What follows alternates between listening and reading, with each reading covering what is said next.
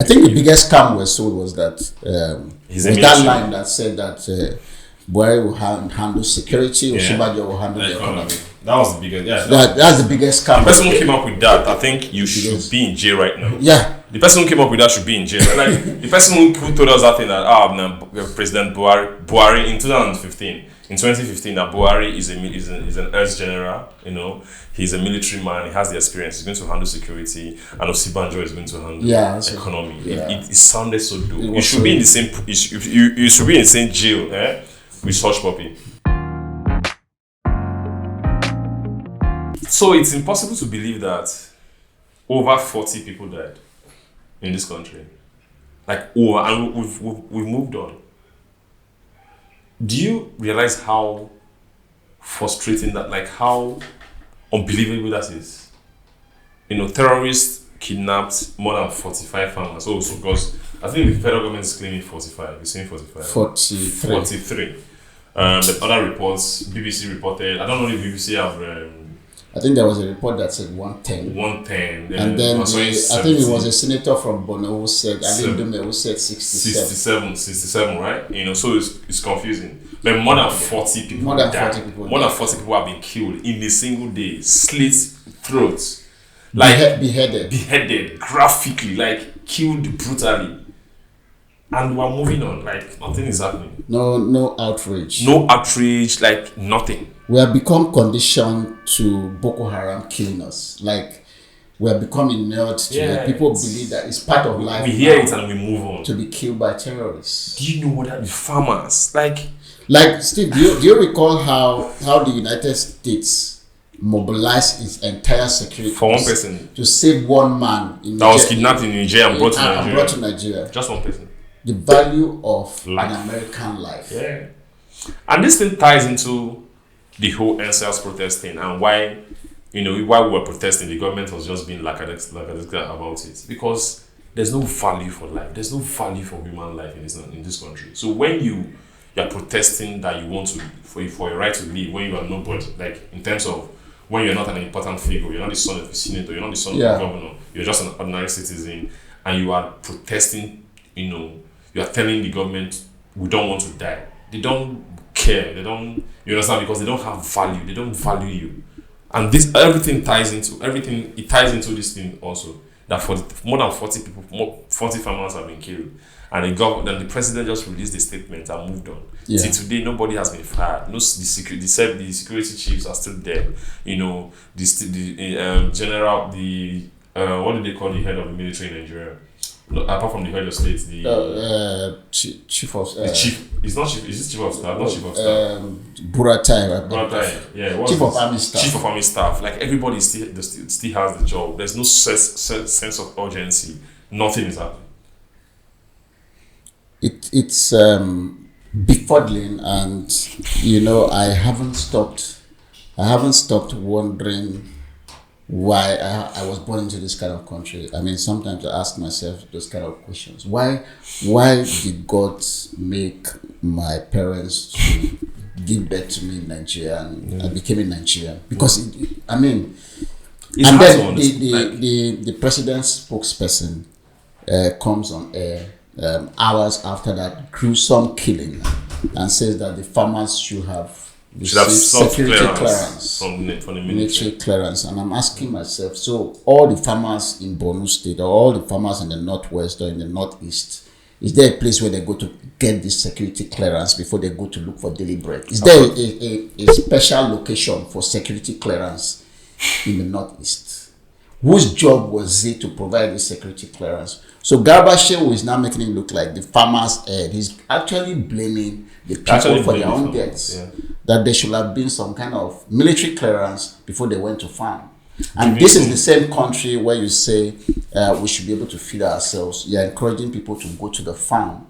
And when people go to the farm, there's no security for them. And they are killed like chickens. And you want us to go to farm to be killed. That's why a lot of people are not going to farms anymore. And that's why the price of onions right now has hit the roof. That's why the price of everything has gone up. Because the people who are supposed to be going to farms, who normally will feed this country, they can't venture into the farms because there's terrorism everywhere. Look at the Abuja Kaduna road. People are being killed on that road every day, and every day the presidency and the governor of that of Kaduna State, Air Officer, they are doing something about it. How is it that politicians can protect themselves, by having all these police escorts anytime they are going somewhere, wherever it is they are going to, but the masses are underprotected, and it has been like this for as long as anyone can remember. Yeah, it's mad annoying, because this was good luck. This was President Buhari, Muhammadu Buhari, before election, coming on air, on record, talking about it. I think the biggest scam was sold was that that line that said that Buhari will handle security, or Shibajo will handle the economy. That was the biggest. Yeah, that's the biggest scam. The person who came up with that, I think you should be in jail right now. Yeah. The person who came up with that should be in jail. Like the person who told us that thing that President Buhari in 2015, that Buhari is an ex general. He's a military man. He has the experience. He's going to handle security, and Osibanjo is going to handle economy. Yeah. It sounded so dope. You should be in the same. You should be in the same jail, with Hush Puppy. Yeah. It's the same level. The same level of scam now. It's the same level of scam. As big a scam as that picture of them having Milo on the table. Yeah. And that's it. That was another scam. That's another scam. The person who came up with that should be arrested. The person who took that picture of them having Milo. Yeah, that person should be. Yeah, you people, everybody, they scammed us because the economy is worse. The prices, the economy has crashed like several times. It's recession. They are blaming the coronavirus pandemic. Before the coronavirus pandemic, the economy was already in tatters. So that was the biggest scam. And for right now, for the government to even pretend that it's ridiculous to ask the president to resign. Buhari is on record saying Goodluck should resign. Osibanjo is on record saying Goodluck should resign. They tweeted about it. If he can't sort security. Yeah, so how come something you said 5 years ago, how come you can't even practice it right now? That shows that you are a hypocrite and you are not to be trusted. At the end of the day, and it's so sad that we have to experience this until 2023. Because instead of you tackling all these things, what the northern governors will go and sit down to talk about is social media. Exactly. What Lai Mohammed, what has consumed our Minister of Information and Culture for the last 2-3 months has been social media. No, not 2-3 months. For 3 years now. 2-3 years now has been social media. Not security, not economy. Not what matters. Not people, not young Nigerians dying unjustly in the hands of Nigerian police. As far as Lai Mohammed is concerned, social media is the biggest problem in the world right now. Oh yeah. Not Boko Haram, not terrorism, not Boko Haram, not the economy, not the prices of food, not how difficult it is, not the rate of unemployment in the country, not the rate of poverty in the country. It's social media. Social media. Because he has realized that you can't oppress people. And the world will not know about it with the aid of social media. So that's just his only problem. Yeah. For the government to be able to get away with anything they do to us, without social media. Because they have regulated the mainstream media. Yeah. And the airwaves. And but they are finding it difficult to regulate the internet. Yeah. So that keeps Lai Mohammed awake most nights. Most nights, more than Boko Haram. Yeah. And you should be ashamed of yourself wherever you are listening to this. I don't care, what the kind of angle you are painting it from or how you are painting it. Like, it's ridiculous at this point, the kind of things that you people keep saying. Why we are suffering. Like, Nigerians are really, really suffering. You have no justification for coming out to the first thing, the thing that consumes your thoughts, every time you're talking is social media. It doesn't, like, there's nothing that warrants it. There's more like that dire situation in this country that requires your attention, that requires your own chances, that requires your energy, not social media. And it's just so sad. It's just terrible. And I wonder how people, Another thing is, it's not happening in Lagos. It's not happening in Abuja. So that's why people, why the NSAS thing? Like, why the NSAS thing? The one that happened in Lagos where there were cameras and where we have a lot of media attention. They're still denying it today. That it never happened. In fact, they are still fighting CNN. Till tomorrow for saying there was a massacre. Yeah, we've not seen the president give out an order that he wants an investigation into that incident. No. We've not seen the governor of Lagos State saying, that he wants to know what happened. He wants to go No, and the find governor out. of Lagos State says he has set up a judicial panel. We'll get back to the judicial panel very soon. But the federal government has not even shown any concern about what happened in Lekki. Oh, let us assume nobody died. But what really happened? Can you tell us what happened? Do you know what happened? That military men under the president.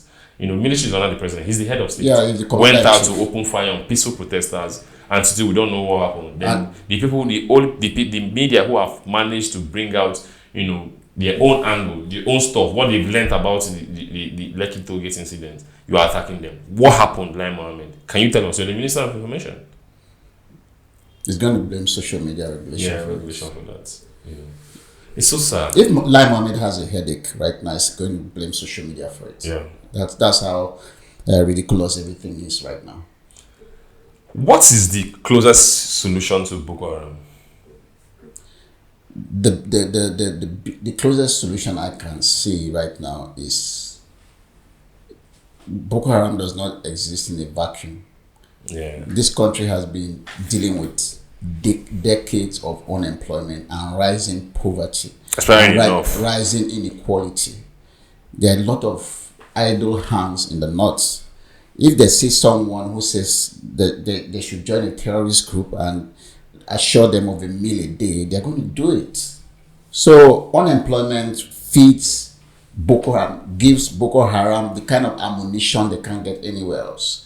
That is why we have a steady stream of Boko Haram recruits in the north, because poverty, the north accounts for more than 70% of this country's poverty, if I'm not mistaken. Yeah. The poorest states in this country are in the north. Yeah. So we have to look for a way to deal with unemployment, fix our economy. When you do that and people find jobs, they're not going to be easy recruits for terrorists. Yeah. So Boko Haram doesn't exist, didn't come out of thin air. It's part of how we have run this country. We are paying, for how we have run this country since 1960. Yeah. So running to the ground. Yeah, running to the ground. And these people have been so indoctrinated. The youth in the north have been so indoctrinated by Boko Haram to believe that they are fighting a just cause, because they are guaranteed probably a meal a day, or maybe 2,000 or 1,000 naira, or something, and you indoctrinate people to the extent where they believe that they can commit suicide and go to heaven. Yeah. So because of poverty, so this whole security situation will not be dealt with until we deal with our economy. I saw someone's statement on Twitter. Someone tweeted something like that: Nigeria's problem, basically ties around the economy. It's poverty. That once you sort the economy out, a lot of things will be okay. It's as simple as that. And it's also surprising that it's been more than 10 years now. Like, let me say approximately 10 years that Boko Haram has been like since 2009. Since 2009, that Boko Haram has been doing unleashing menace in Nigeria. And they've not been able to crack it. And it's the recruitment style, funding style, everything about. It's Boko Haram we know. What are the bandits? What is bandits that we know? The bandits in Kaduna, Abuja. Kidnapping. Yeah, there's a lot of kidnapping, killing people. There are a lot of killings that happen in this country that we don't even know about. Yeah. Undocumented. Man, it's so sad. The insecurity is you wake up every day and you go online, and the first thing that hits you that some people have been killed. And that's what annoys me. Anytime you see a politician in public, a Nigerian politician in public, you see so much pomp and like so much pomp and celebration in the air, like because it's a politician is around. Like, they don't deserve this thing, because these guys have not been able to do anything. Like, they've not been able to. They're so incompetent. They don't deserve the respect that we give to them in public. The high tables, the pomp, you understand the stuff, the events that happen when a politician. There's no politician in this country that has covered themselves in glory. No, they're total failures now. So I don't understand why especially when we see them in public. It's also ties to poverty, because when they're going, they'll drop $1 million. Yeah. And you see boys you see $1 boys million is going too fast. It's going too fast. 200, you see boys sitting around looking for 5,000, fighting, and that's it, and they go home. We should deserve more. We deserve more. We should want more, and we should ask for more. I don't think we're asking for. Everybody's just chilling. Yeah. Just going with the flow because we're like fatigued. We don't have to be. Because if we are, the same people will continue with the status quo and just lead us astray. And that takes us to the NSAS thing, the judicial panel that's been set up in several states, which I believe everybody who knows me from the first day have said that this thing is utter rubbish, and we were seeing signs of it.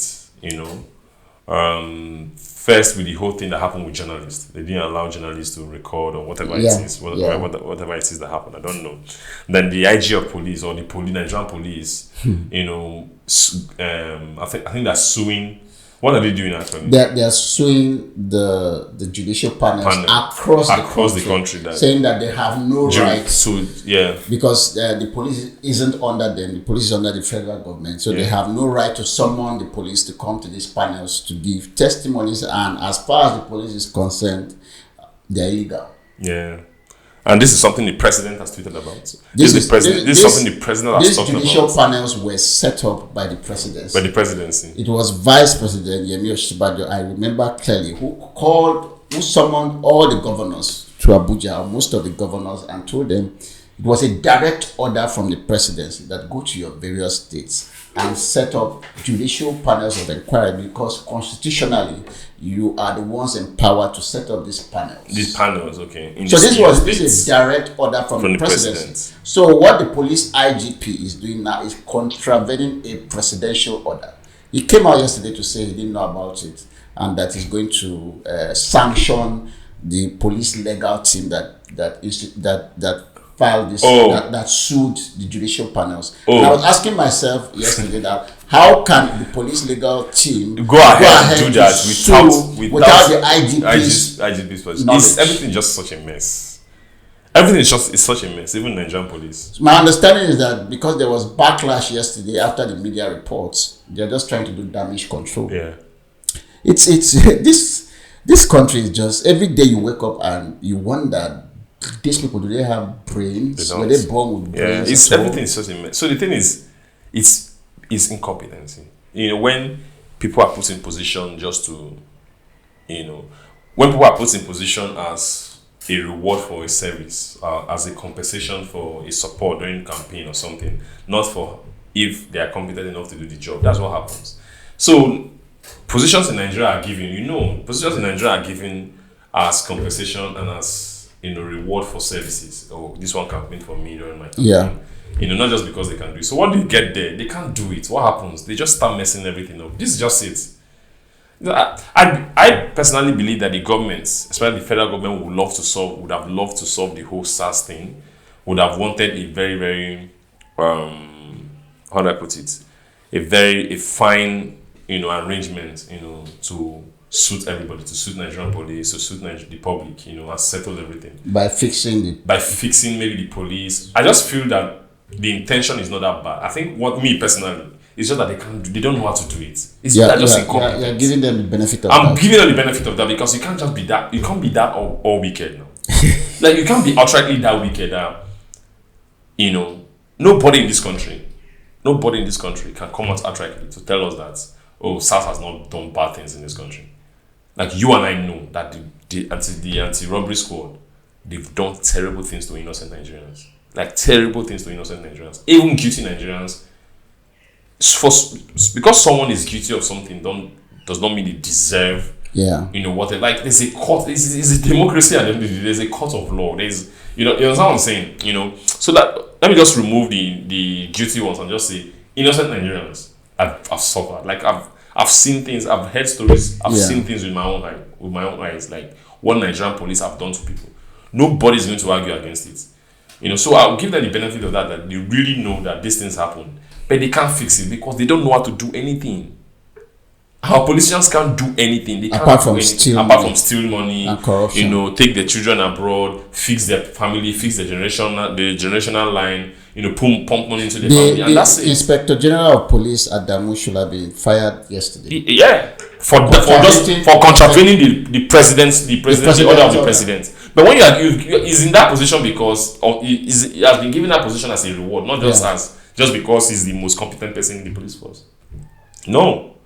So at the end of the day, I don't believe that they don't know. The federal government knows that the Nigerian police, are guilty as charged, like are guilty as accused. They know.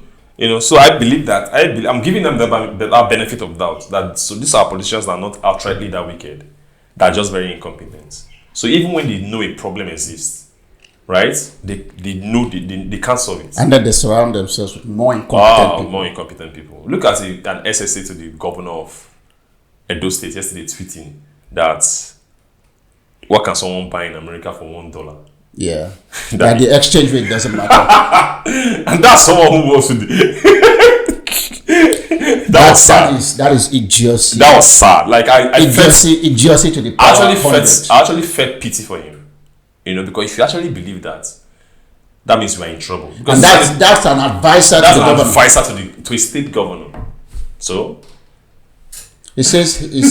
I think he was saying 500 naira you can eat with 500 naira. Yeah, you can eat with 500 naira. You can make coffee with cups of coffee with $1. $1 make yeah. So he was trying to say that the naira is strong. It's strong because you can buy. Forgetting that we are an import dependent economy. He doesn't know. Like so it's sad, in my opinion. So that's the benefit of that I give to them, because I've been close to some politicians to see what they say. Outside the camera in private, they know these things exist. I think they actually want to do it, but they can't.